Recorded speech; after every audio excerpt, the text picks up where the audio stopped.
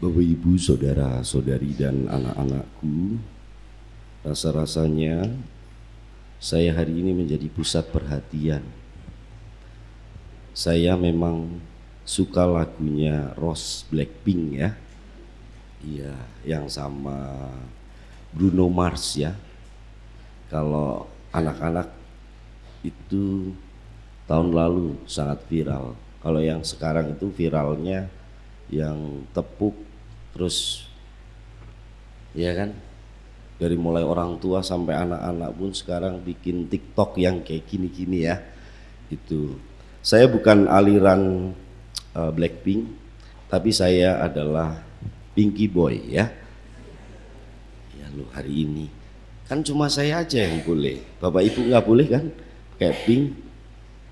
Hari ini adalah Minggu Laitare, Minggu Sukacita, break antara kita memulai dari Rabu Abu sampai kita menuntut di Jumat Agung. Tapi hari ini berhenti, mari bersukacita. Dan bacaan Injil hari ini itu bacaan yang klasik. Dan roman-romannya juga memang di sini itu sedikit ya. Karena saya rasa umat saya itu tidak lebaran tapi mudik ya. Iya. Padahal kita itu bukan lebaran tapi Paskahan. Tapi itu karena budaya ya. Tradisi orang Indonesia itu yang lebaran saudari-saudara kita nggak apa-apa. Kita tetap mudik gitu ya. Macet-macet lah. Terus di pelabuhan itu juga menunggu, tidak apa-apa di lebaran.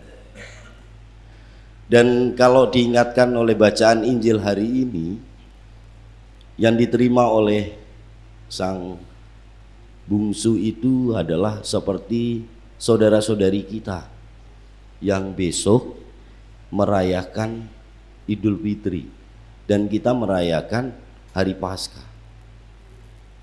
Apa? Kembali ke fitrah, fitri, lahir kembali. Kalau kita juga hari raya Paskah itu diberikan hidup yang baru kembali oleh Yesus. Jadi sebenarnya tidak jauh-jauh beda ya. Saudari kita 30 hari puasanya, kita puasa dan pantang 40 hari.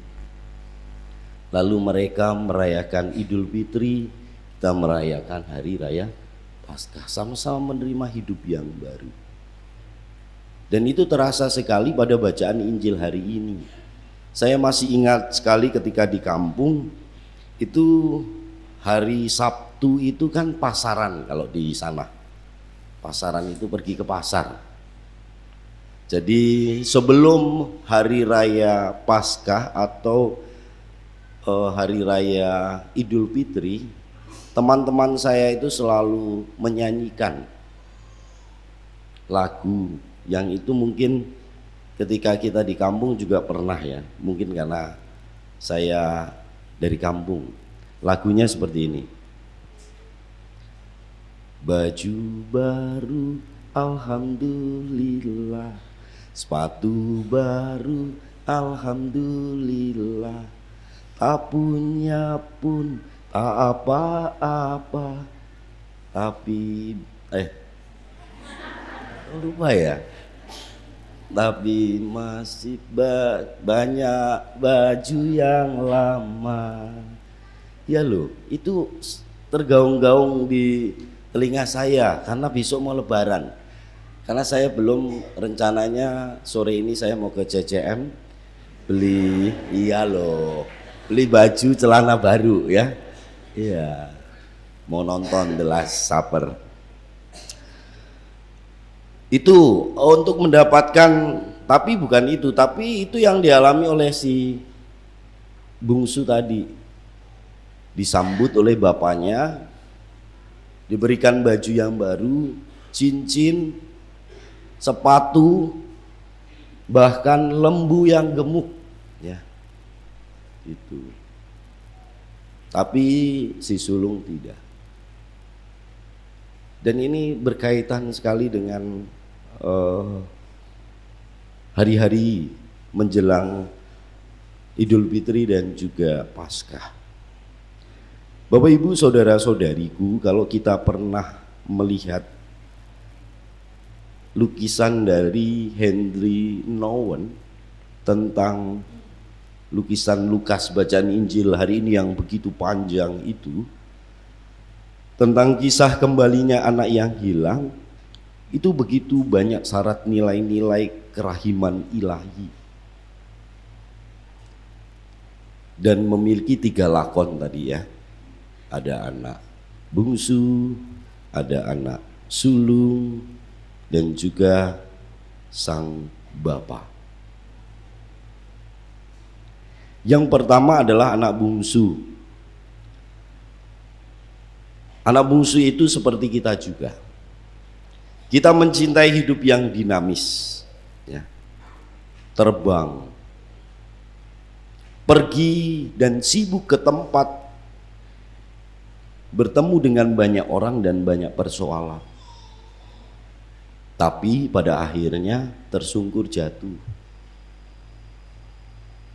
Dengan kata lain, kita menjadi anak yang hilang.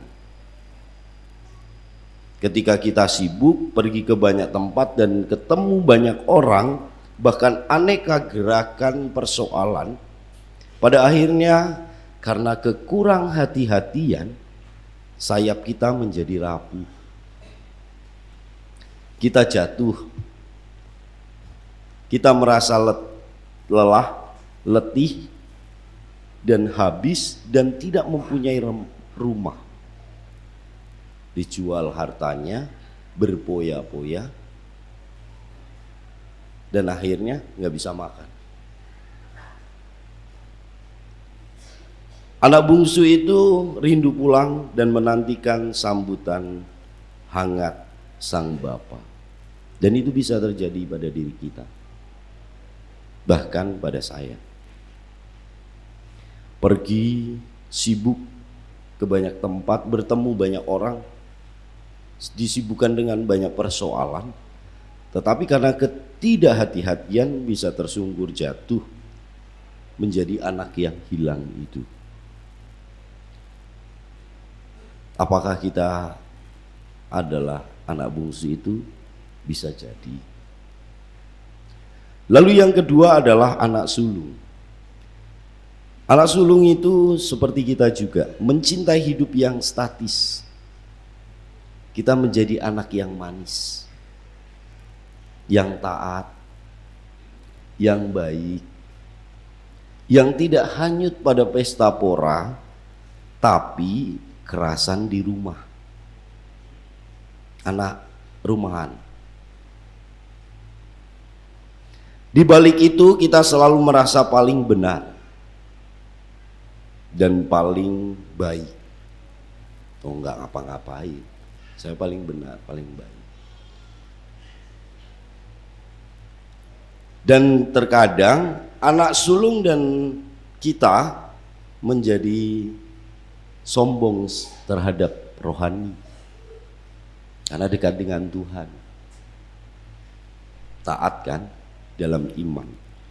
Kita mudah mencibir, memperguncingkan, bahkan mencap buruk orang lain. Padahal itu anak sulung. Dan itu terjadi dalam bacaan Injil hari ini. Dengan kata lain, kita menjadi si sulung yang akarnya itu keropos, karena mudah iri terhadap adiknya dan tinggi hati. Aku kan sudah bersama dengan Bapak. Kambing pun saya tidak dapat. Anakmu yang menghabiskan hartamu, berpesta pora, lalu kembali lagi disembelihkan lembu yang gemuk. Bagaimana?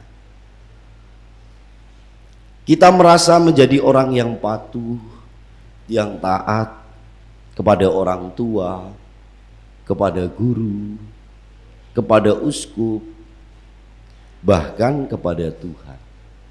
Itu bisa terjadi pada saya dan juga Anda dalam kehidupan ini.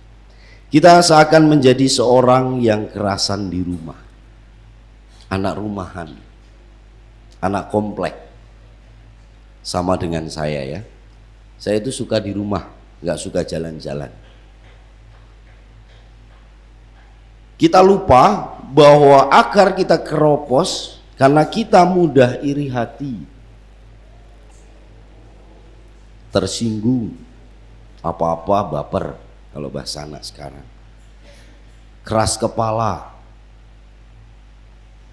mudah menggerutu, dan sulit bersekutu, bersosialisasi, bahkan bekerja sama. Terutama sikap selalu menjadi orang yang paling benar, paling baik, yang kadang ditunggangi oleh rasa dengki dan kesombongan. Itu bisa terjadi pada kita, kontras ya. Bungsu dengan segala aneka tindakannya bertobat. Sulung begitu manisnya tapi iri hati. Tapi yang lebih penting dari itu adalah Sang Bapa. Semoga kita meneladani Sang Bapa dan terinspirasi. Ini panggilan hidup yang sejati. Menjadi Bapa yang menyambut anaknya. Mari kembali dengan hangat dan bersahabat. Hamba-hamba tolong siapkan baju yang paling bagus, cincin, sepatu, dan sembelihlah lembu yang gemuk. Dia tidak mengatakan, uangnya kemana? Kamu ngapain aja? Kenapa kembali lagi? Tidak.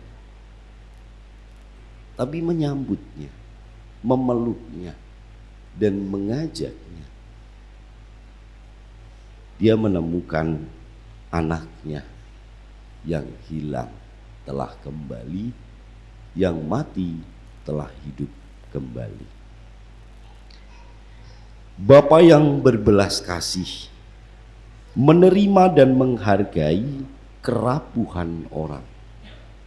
Ini yang begitu sulit bagi kita, menerima kerapuhan orang, bahkan orang terdekat kita.